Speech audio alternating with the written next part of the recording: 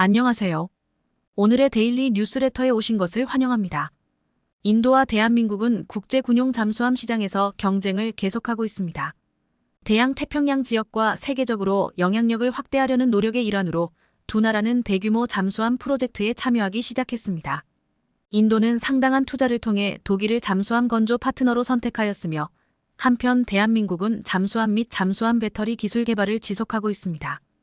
이로써 두 나라 사이에 매력적이고 도전적인 경쟁이 형성되고 있으며, 국제 무대에서 자신들의 존재와 신뢰성을 확립하려는 노력을 기울이고 있습니다.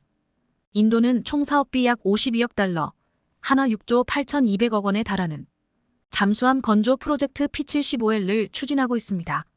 인도가 이처럼 막대한 비용을 투자하면서까지 노후 잠수함을 새 잠수함으로 교체하려는 이유는 인도 태평양 지역에서 영향력을 확대하는 중국을 견제하기 위해서입니다. 그리고 얼마 전 인도는 독일과 손을 잡고 6척의 스텔스 잠수함을 건조하겠다고 발표했습니다.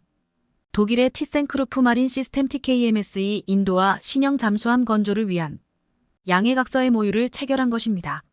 독일 마린 시스템이 엔지니어링과 설계 및 컨설팅 지원을 담당하고, 인도가 잠수함 건조와 납품을 맡는 형식이었습니다. 결국 실제 잠수함은 인도에서 건조됩니다. 인도에서 잠수함을 제조하면 건조 비용을 낮출 수 있기 때문입니다. 독일은 이번 인도 잠수함 사업을 수주하기 위해 공을 많이 들였습니다. 막판에는 총리까지 인도에 투입하며 강력한 경쟁자를 막기 위해 총력을 기울였습니다. 독일의 강력한 경쟁자는 바로 한국이었습니다. 관련 업계에 따르면 올라프 숄츠 독일 총리는 인도 뉴델리를 방문해 나렌드라 모디 총리와 정상회담을 하는 등 한국의 하나오션을 따돌리기 위해 모든 방법을 총동원했습니다. 인도는 보유하고 있는 잠수함들이 노후화됐다는 판단에 따라 외국 기업과 함께 잠수함을 건조한다는 계획을 세웠고, 한국과 독일 기업을 두고 저울질을 계속해왔습니다. 그러다 결국 인도와 잠수함 건조 협력을 했던 경험이 있는 독일 회사를 선택했습니다. 독일의 티센크루프 마린 시스템 TKMS는 이미 1980년대에 인도와 계약을 맺고 잠수함 4척을 건조해 인도 해군에 취역시킨 경험이 있었기 때문입니다. 여기까지는 독일의 완벽한 승리로 끝나는 듯 했습니다. 하지만 한국은 인도 잠수함 건조 프로젝트 P75L에서 완전히 손을 뗀 것이 아니라 다음 단계를 준비하고 있었습니다. 대우조선해양을 인수한 하나오션이 한화에어로스페이스와 함께 인도 차세대 잠수함에 탑재할 잠수함용 배터리 사업에 적극 나선 것입니다. 얼마 전 한화는 인도 정부의 P75I 프로젝트에서 잠수함의 배터리팩에 대한 한화의 최첨단 에너지 저장 시스템 기술을 제공하고 싶다는 의사를 전달했습니다. 이 자리에서 한화는 배터리 사업 협력은 물론이고 앞으로 인도에서의 연구개발 및 전반적인 투자 전략까지 함께 제시한 것으로 알려졌습니다.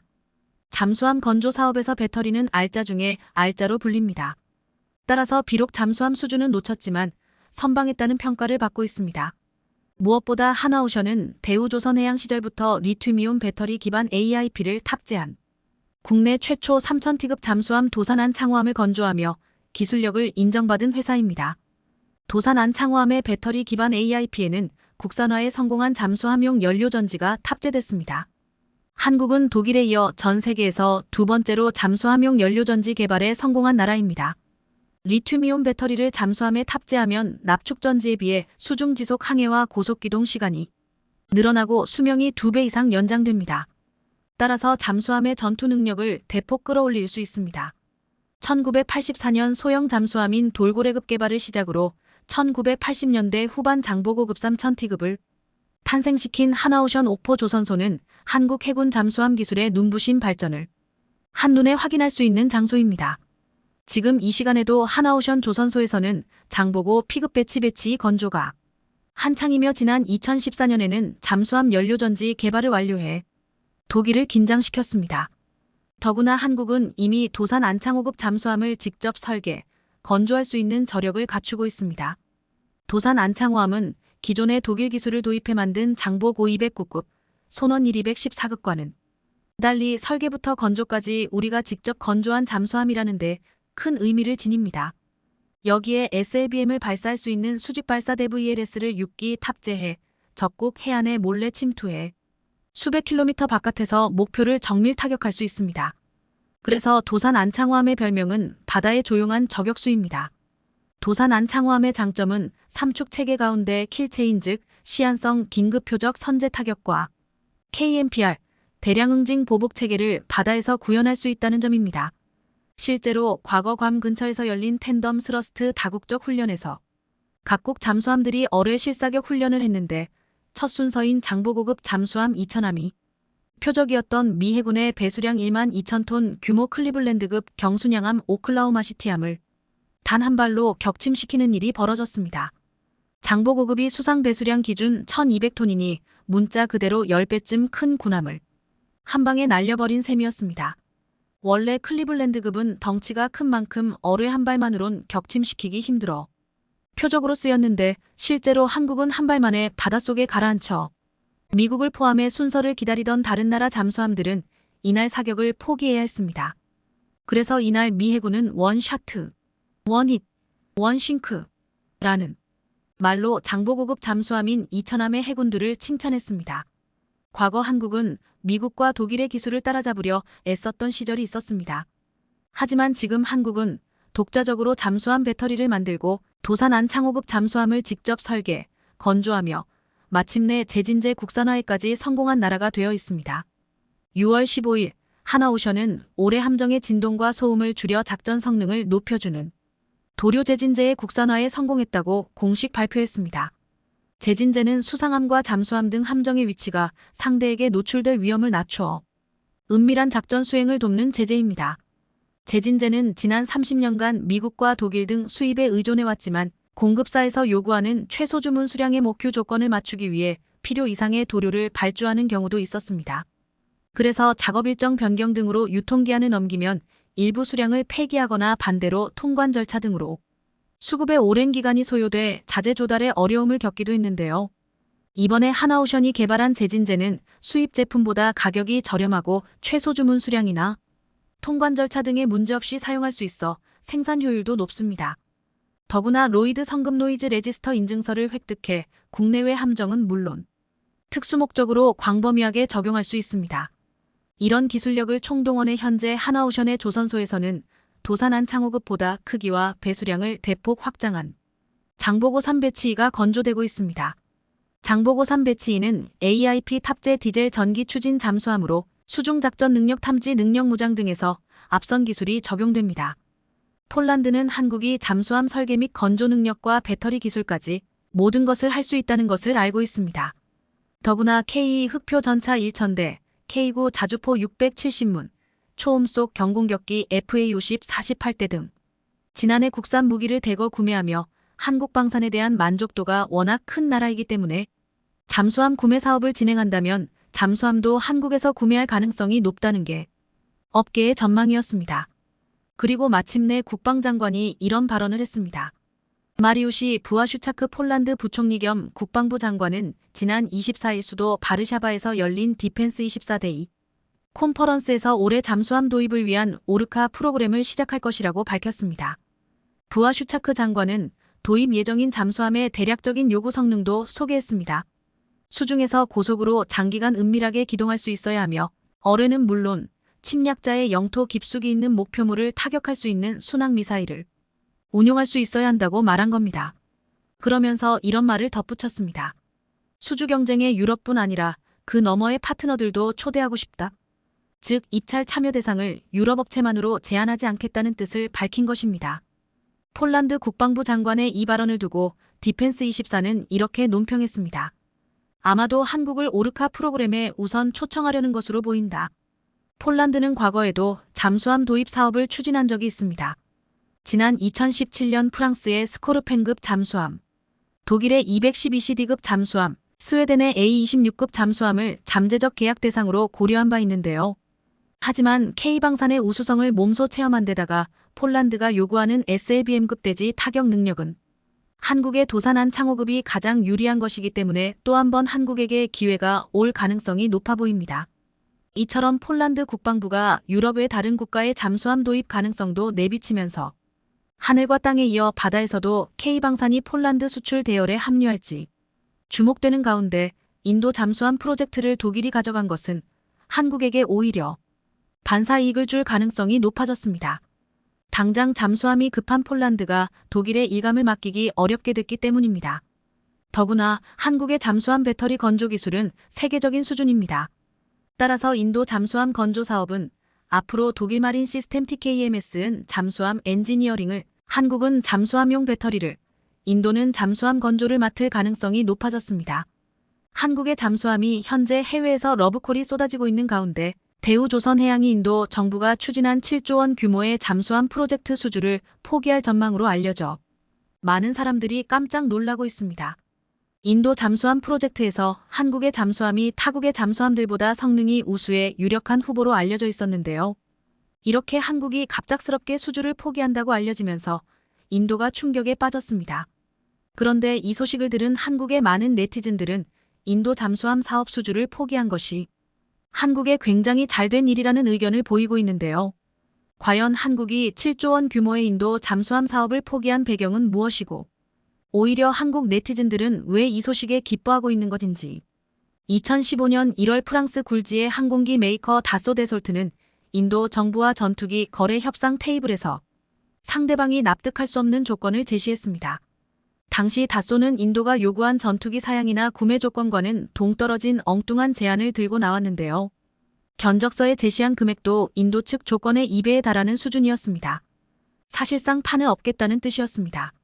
당시 인도는 MMRCAMEDIUM 멀티롤 컴뱃 에크래프트 프로그램을 진행해 세계 전투기 메이커 사이에서 큰 손으로 떠올랐습니다.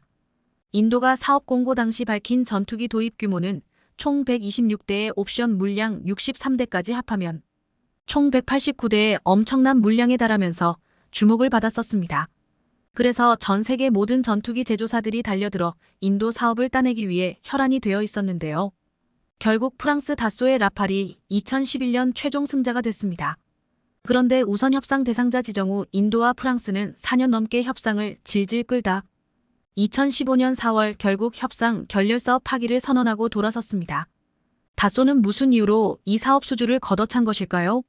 협상 테이블에서 비상식적인 조건을 들이밀기 시작한 것은 다름 아닌 인도였습니다. 우선 협상 대상자로 지정된 다소의 전투기 126대 중 108대는 인도 힌두스탄 항공 HAL이 기술을 도입해 생산하고 힌두스탄 항공 HAL 생산 물량의 납기 품질 보증도 프랑스에게 책임질 것을 요구하는 말도 안 되는 요구사항을 내놓은 것입니다. HAL은 세계 항공업계에서 악명 높은 인도 국영 항공기 제작사인데요. 이렇다 할 기술력이 없는 데다 사내 부정부패가 극심한 것으로 알려졌습니다. 인도 정부는 이런 전력이 있는 HAL이 생산하고 심지어 인도 현지에서 제작된 부품을 장착한 라팔 기체에 대해서도 다소가 품질을 보증해야 한다고 요구한 것입니다.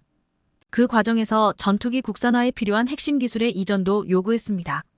당연히 다소가 판을 엎을 수밖에 없었던 구조인 것입니다.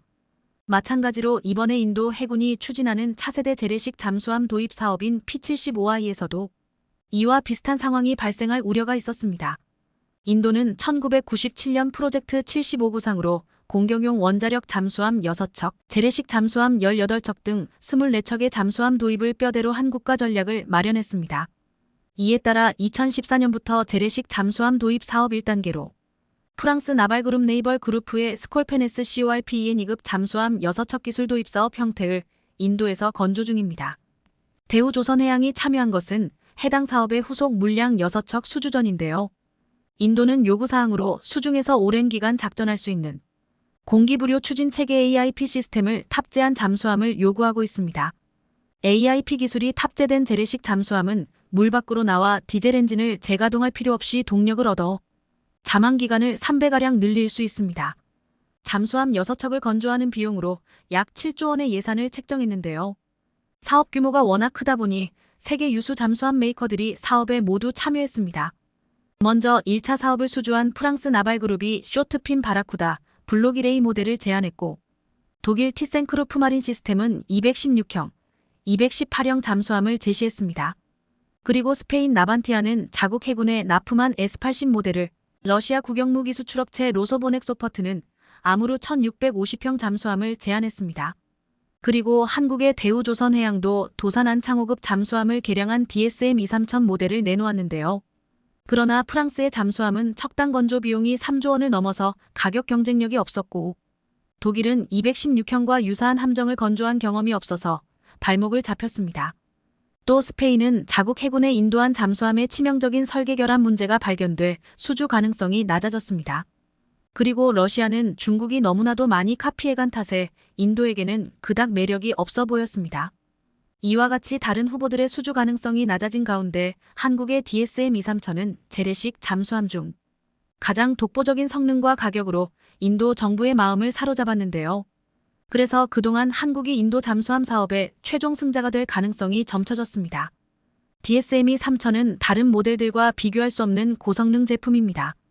도산 안창호급 잠수함을 통해 검증된 선체, 세계 최고 수준의 리튬이온 배터리 기술을 이용한 AIP 시스템, 경쟁 모델 중 유일한 수직 발사관 모듈을 갖춘 재래식 잠수함계의 명품입니다. 인도는 P-75I 잠수함에 수직 발사관을 탑재해 자국산 브라모스 초음속 대함미사일을 운용할 것을 검토하고 있는데요. 이를 충족할 모델은 SLBM 탑재 설계를 완료한 DSM-23천이 유일합니다. 인도 측이 제시한 척당 1조 원 정도의 가격을 맞추면서 이처럼 높은 사양을 갖추기란 쉽지 않은데 한국이 이를 입증해내면서 전 세계군 전문가들을 놀라게 했는데요. 특히나 최근 한국은 AIP 성능을 기존 대비 30% 극대화시킬 수 있는 디젤 계질 촉매 개발까지 성공하며 원잠을 갖지 못한 국가들에게 최고의 잠수함으로 평가받고 있습니다. 그래서 호주도 원잠을 도입하기 전에 한국 잠수함 구매 추진을 서두르고 있는 것인데요. 그런데 최근 인도 잠수함 사업에 큰 위기가 닥쳤습니다. 인도 정부가 너무 무리한 조건을 내세우면서 하나둘씩 사업을 떠나며 사업 자체가 좌초될 위기에 놓였습니다. 이제 유력한 후보인 한국을 비롯해 남은 후보들도 모두 이 사업을 포기할 것으로 전해지며 인도 잠수함 사업이 전면 취소될 가능성도 점쳐지고 있는데요. 스웨덴의 사부는 전략적 파트너십의 불균형을 이유로 공식 입찰이 나오기도 전에 입찰 거부를 표시했고 프랑스와 독일 회사를 포함하여 경쟁 중인 다른 업체들도 프로젝트에 참여할 수 없다고 밝히며 결국 한국, 러시아, 스페인만 입찰 후보에 남게 됐었는데요. 그러다 경쟁 후보가 모두 빠지면서 한국이 최종 선정될 유력 업체로 거론됐습니다. 그런데 유력한 후보였던 한국도 이 사업을 포기할 것으로 전해지며 인도가 발칵 뒤집혔습니다. 18일 업계에 따르면 대우조선해양은 7조 원 규모에 달하는 인도 잠수함 도입 P-75I 건조 사업에 참여하지 않는 방안을 검토하고 있습니다. 프로젝트 사업 재개가 늦어진 데다 사업성이 떨어져 수주가 유력했던 대우조선도 입찰에 불참한다는 것인데요. 대우조선은 인도 잠수함 프로젝트 사업성이 매우 떨어지는 모양이라며 내부 검토를 거쳐 사실상 더 이상 입찰에 참여하지 않을 걸로 보인다고 말했습니다. 특히 문제는 계약 조건과 관련해서 인도가 상당한 기술 이전을 요구했으며 기술 이전에 관한 상세 규정도 구체화되지 않았다는 점이 문제였습니다. 이번 사업은 인도 정부가 추진 중인 메이드 인 인디아 메이드 인 인디어 인도 제조업 육성 정책에 포함되는 사업으로 해외 협력업체 선정 후 해당 업체가 인도 국내 조선소와 파트너십을 체결하고 인도 현지에서 기술 이전 방식으로 잠수함 6척을 건조하는 순서로 이루어지게 되는데요. 인도는 이 과정에서 상당한 수준의 부품 국산화를 요구하고 있는데 AIP 등 첨단 기술의 60% 이상을 인도 조선업체에 이전해달라고 주장하고 있습니다. 한국이 도산 안창호급 잠수함 개발 과정에서 구현한 국산화율이 76% 수준인 것을 감안하면 사실상 국내 잠수함 기술을 전부 이전하라는 요구에 가까운데요. 향후 인도가 세계 잠수함 시장에서 한국의 경쟁자가 될 수 있다는 점을 감안하면 쉽게 수용하기 어려운 조건입니다.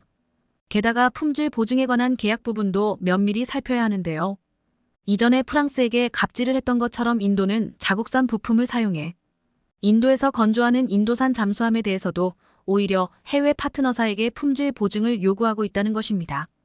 게다가 인도 내 건조 일정 지연 시 해외 파트너사에 부과되는 페널티 또한 너무나도 가혹하며 파트너사 입장에서는 책임은 크나 정작 인도 내의 건조 상황에 영향력을 행사할 방법이 거의 없는 것도 문제입니다.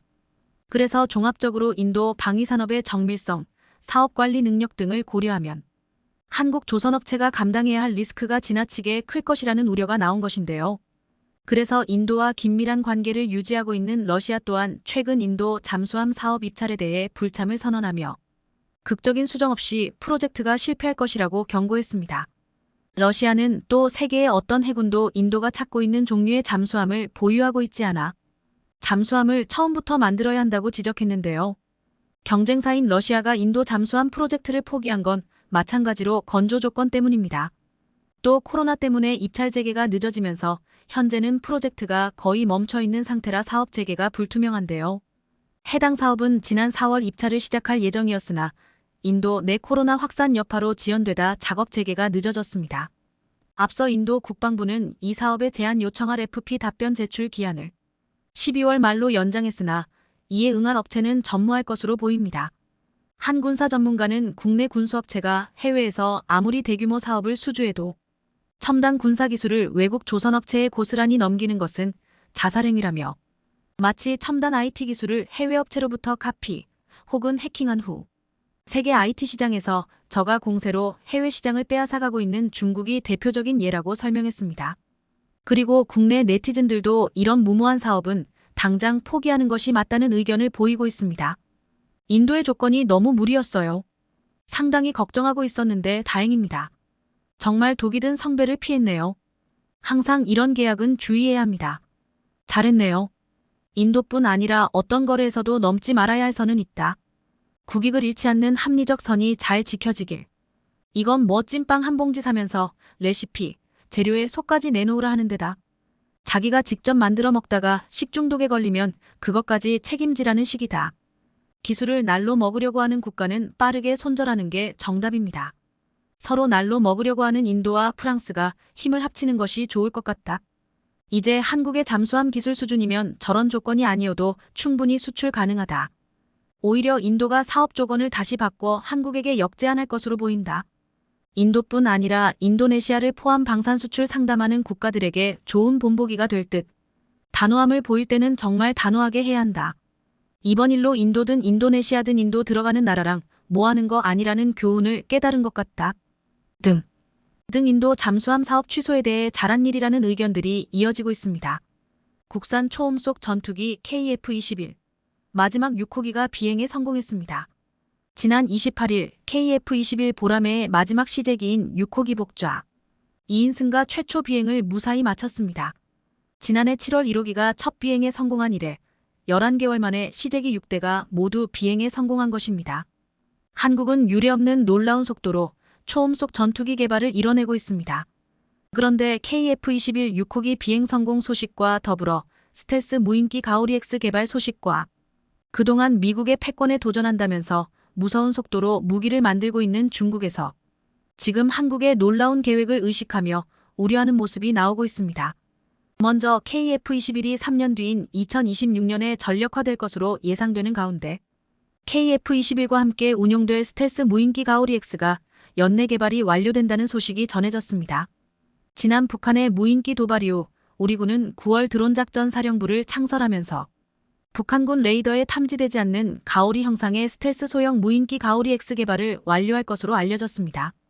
가오리-X는 이미 이착륙 성공에 이어 KF-21 보라매와 유무인 합동작전 MUMT를 수행하는 데 필요한 각종 센서와 통신체계를 개발 중인데 개발이 완료되면 KF-21과 함께 무서운 공중전력을 완성할 예정입니다.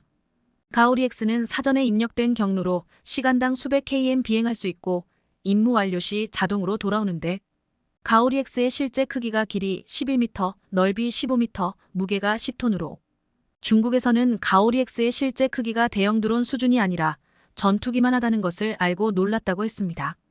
중국 소후닷컴은 지난 4월 한국이 순식간에 KF-21 시제기를 순차적으로 만들었고 이것도 매우 놀라운 속도인데 일명 가오리-X라고 알려진 보조 스텔스 무인기까지 모습을 드러냈다고 보도했습니다. 그런데 인터넷상에 돌아다니는 가오리-X의 사진을 한국이 지우고 있다면서 한국이 이렇게 비밀로 취급하는 것은 무엇을 숨기려는 것일까라고 질문했습니다. 혹시 자국이 만든 무인기 CH-7과 비슷해 보인다면서 한국이 또 우리 거를 도둑질했나라는 의심이 든다고 했습니다.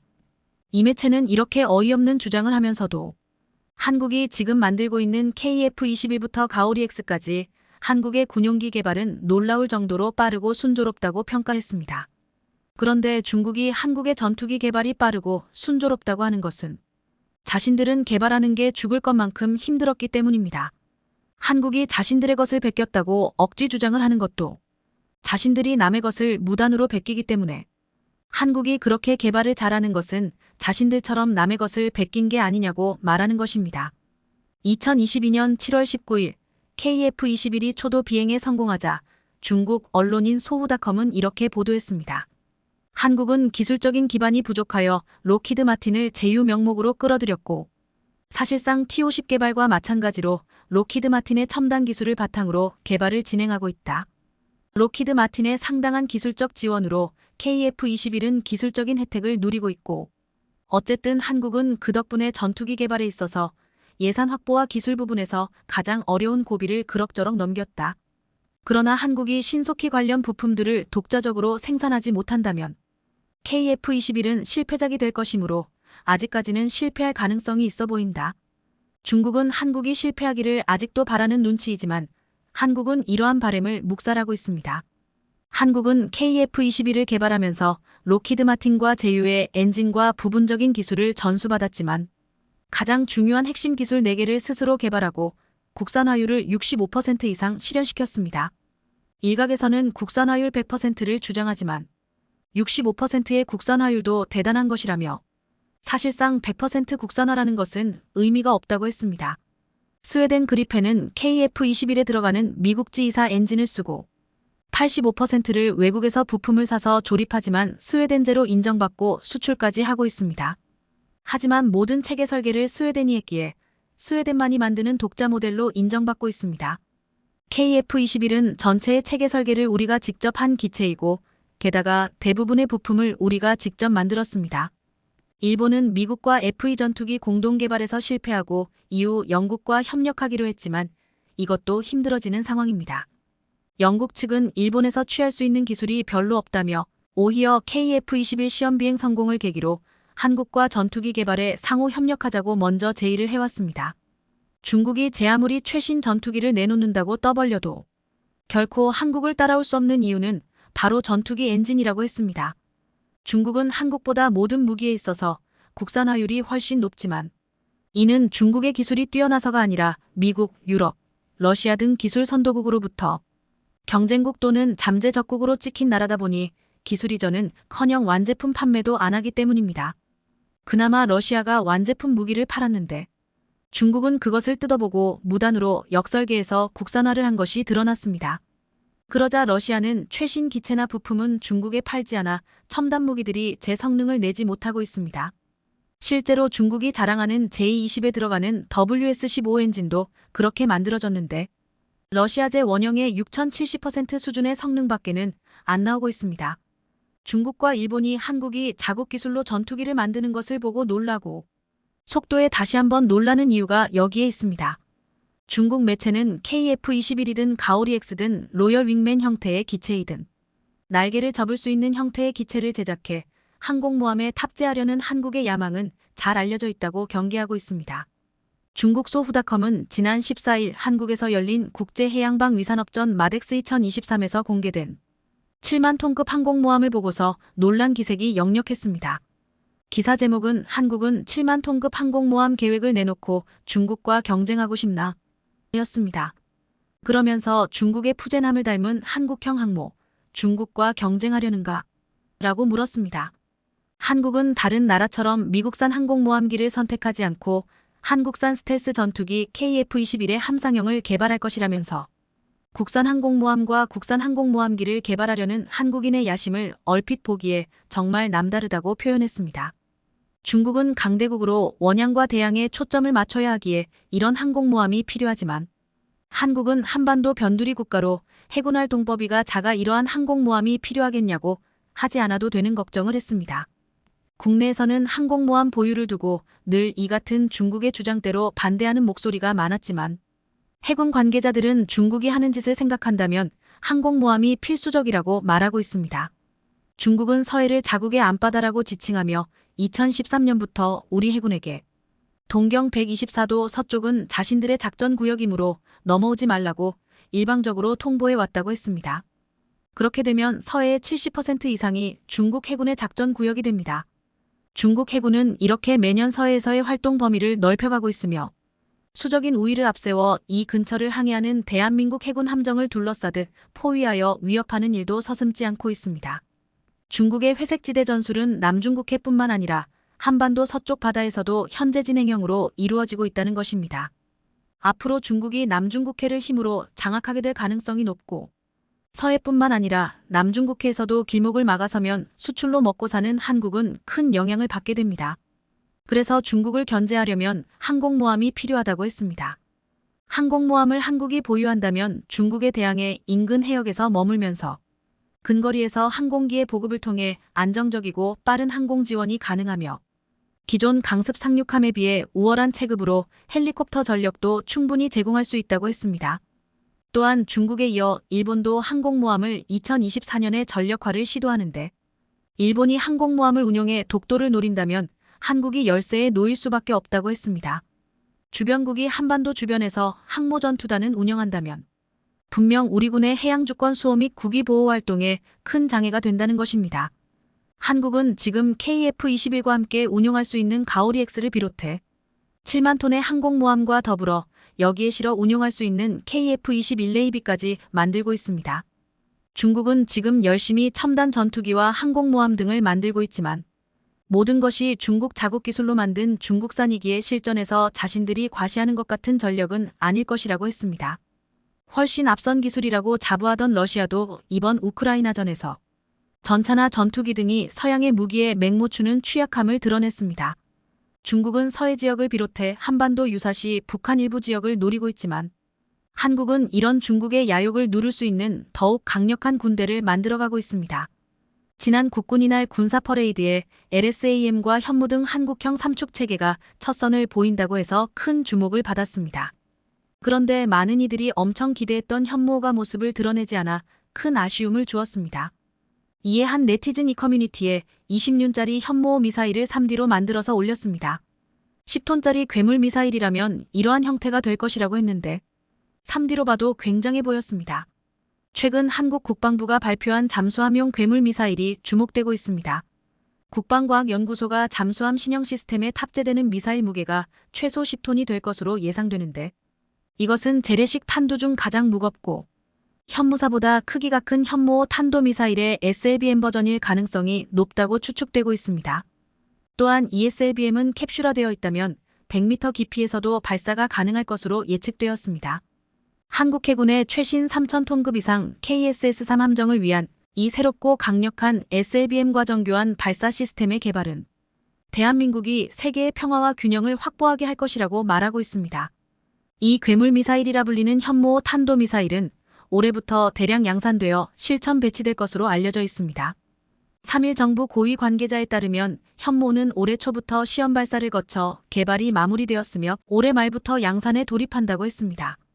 이 관계자는 한화에어로스페이스 보훈공장에서 올해 말부터 연간 최대 70여 발을 생산할 수 있을 것으로 보고 있다고 말했습니다. 우리 군은 미사일 사령부 예하부대에 최대 200여 발을 배치한다는 계획인데 현무호는 미사일 사령부 탄도미사일여단 예하부대인 1200대대 등에 배치될 것으로 보이고 있습니다. 또한 해군이 보유 예정인 합동화력함에도 현무호를 장착할 예정입니다. 그런데 지난달 서울 국방 컨벤션 국방 우주미사일 전략 포럼에서 1만 양탄이라는 놀라운 전략이 나왔습니다. 미사일 전문가로 30년 이상 근무한 남세규 전임 국방과학연구소 소장이 꺼내든 전술로 1만 발의 재래식 미사일로 한 발의 핵무기로 공격당하면 200발의 미사일로 보복하자는 것입니다. 남세큐 소장은 미국이 실제로 북한을 겨냥해 SLBM-OILI ICBM을 사용하지 않을 가능성이 크고 미 본토에서 폭격기가 출격해 반나절은 지나야 전술핵 폭탄을 투하할 수 있기에 북한이 핵폭격을 받기 전에 또다시 2차 핵공격을 할 수 있다고 설명했습니다. 그 전에 한국이 보복 공격을 해야 한다는 것인데 핵무기에 비해 비핵무기는 파괴력이 매우 낮지만 이것을 숫자로 해결할 수 있다고 했습니다. 북한이 전술핵 한 발씩 KT 위력을 쐈을 때 보복으로 초대형 탄도 미사일 20발이 필요하고 북한이 수소탄 한 발 300KT 위력을 발사할 때 초대형 탄도 미사일 200발로 보복하며 그에 상응하는 피해를 입힐 수 있다는 것입니다. 1만 양탄 계획이 성공하면 북한이 서울에 대한 전술핵 공격에 성공해도 비례적 대응이 가능하다고 했습니다. 이를 주장한 남세규 소장은 전직 ADD 소장이었고 국방과학연구소에서 미사일에 관한 업적과 경력이 대단했기에 지금 이러한 전략을 우리 군이 가지고 있는 게 아니냐고 추측하고 있습니다. 그동안 적국의 핵무기 보유에 대한 억지력 확보는 무조건 핵무기 보유였지만 지금 현재 핵무기를 가질 수 없는 상황이기에 한국은 전례가 없는 시도를 하려는 것이라고 했습니다. 사실상 제2차 세계대전에서는 일본에 떨어진 두 발의 핵폭탄보다 더 무서운 폭격이 있었습니다. 미국과 영국이 독일 드레스덴에 3일 동안 3,000톤 이상의 폭격을 한 것과 도쿄 대공습에서 미국은 2,400톤 이상의 폭격으로 초토화시켰습니다. 한국은 핵무기 단 한 발로 할 수 없다면 동시에 수백 발로 공격해 그에 상응하는 대응을 하겠다는 것입니다. 한국은 핵무기를 만들 수 없기에 지금 미사일 기술의 모든 것을 건 상태입니다. 한국은 전투기에서 쏘는 신형 공대함 유도탄2를 개발하고 있습니다. 공중발사 초음속 미사일에는 두 가지 탄두 선택이 가능해 대한미사일도 임무에 따라 끝부분을 교체할 수 있습니다. 또한 국방과학연구소는 덕티드 램제트 엔진을 사용하는 장거리 공대공 미사일을 개발하고 있습니다. 장거리 공대공 미사일의 직경은 약 200로 AIM-120AMRAAM보다 크고 AIM-7 스페로와 같다고 했습니다. 내년에 처음 양산되는 KF-21 블록 1은 영국의 DIEIOK MBDA 미사일이 채용될 것으로 예상되며 KF-21 블록 2 이후 모델에는 한국의 장거리 덕티드 램제트 공대공 미사일이 채용될 것으로 예상되고 있습니다. 또한 장공지, 천룡으로 불리는 공중발사 장거리 순항미사일 ALCM 개발이 순조롭게 진행되고 있습니다. 여기에 하나와 KAI는 KF-21용 공중발사 탄도미사일 ALBM도 개발하고 있습니다. 최근 국방계획은 전 영역에 대한 실시간 타격을 강조하고 있어 한국형 독침 전략의 위력을 더욱 높여가고 있습니다. 그런데 일각에서는 한국이 조만간에 핵잠수함에 이어 핵무기까지 만들 수도 있다는 말을 조심스럽게 꺼내고 있습니다. 지난 4일 미국 시카고 국제문제협의회 CCGA는 지난달 718일 성인 3,242명을 대상으로 조사한 여론조사 결과를 공개했습니다. 북한이 한국을 침공할 시 미군이 한국을 방어해야 하냐라는 질문이었습니다. 여기서 미군이 한국을 방어해야 한다고 응답한 비율은 50%였고 49%가 반대했습니다. 지난해 63%가 찬성했지만 1년 만에 큰 폭으로 하락한 것입니다. 이렇게 낮아진 이유가 공화당 지지층에서 부정적인 여론이 커졌기 때문입니다.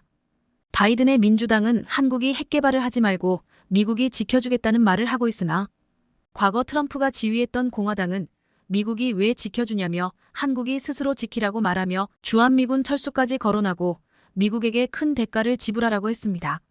그런데 최근 놀라운 보도가 나와 미국 사회를 술렁이게 했습니다. 내년 11월 미국 대선에서 트럼프 전 미국 대통령이 바이든 대통령을 10% 가까이 이기는 여론조사 결과가 나왔습니다. 위싱턴 포스트지는 ABC 방송과 공동으로 지난달 1520일 전국의 유권자 1.006명을 대상으로 여론조사를 실시한 결과 트럼프 전 대통령 지지율은 51%, 바이든 대통령은 42%를 기록해 두 후보 간 차이가 9%포인트를 기록했다고 전했습니다. 지금 분위기라면 트럼프가 재집권을 할 수도 있다는 것인데 트럼프가 다시 집권하면 정말로 과거에 한국의 핵개발을 허용하겠다는 말을 실행에 옮길 수도 있다고 보도했습니다. 뉴욕타임즈는 한국이 핵탄두 4,300개 이상을 제조할 수 있는 능력과 핵물질을 갖고 있다고 말하며 우리나라가 24개 원자로에서 나오는 재처리 물질에서 핵탄두 제조에 사용하는 방대한 양의 플루토늄을 추출할 수 있고 6개월 안에 핵무기를 만들 수 있다고 단언했습니다. 또한 경주에 건설 중인 소형 원자로는 앞으로 핵잠수함 개발용으로 쓰일 것이라고도 했습니다. 과거 트럼프 정권은 한국에게 탄 투중량과 미사일 사거리 제한을 풀어주었고 고체 연료 사용 제한까지 풀어주었습니다. 만약에 집권이 더 이어졌다면 핵잠수함까지 한국은 만들 수 있을 것으로 보았습니다. 최근 북러 간의 밀착과 북한의 핵공격용 잠수함 개발 등 한반도의 안보 상황이 악화되고 있습니다. 한국은 한미동맹 강화로 맞서고 있으나 미국의 핵우산에 대한 의구심은 여전합니다. 국내에서는 독자 핵문장에 찬성하는 여론이 60%가 넘어가고 있습니다. 한 전문가는 한국의 핵무장이 일시적으로 한국의 국제위상에 타격을 줄 수는 있지만 프랑스와 인도는 미국의 반대에도 불구하고 핵보유를 선택하였고 결국 미국의 인정을 받아 국제적 위상이 훨씬 높아졌다고 했습니다. 이에 한국도 지금 핵무기를 만들 준비를 해놓아야 한다고 주장했습니다. 많은 이들은 한국이 미국에게만 의존할 수 없다며 일만 양탄 전략을 구현하는 동시에 핵무기 개발도 준비해야 한다고 말하고 있습니다.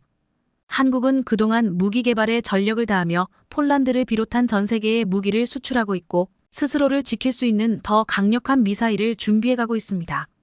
시청해주셔서 감사합니다.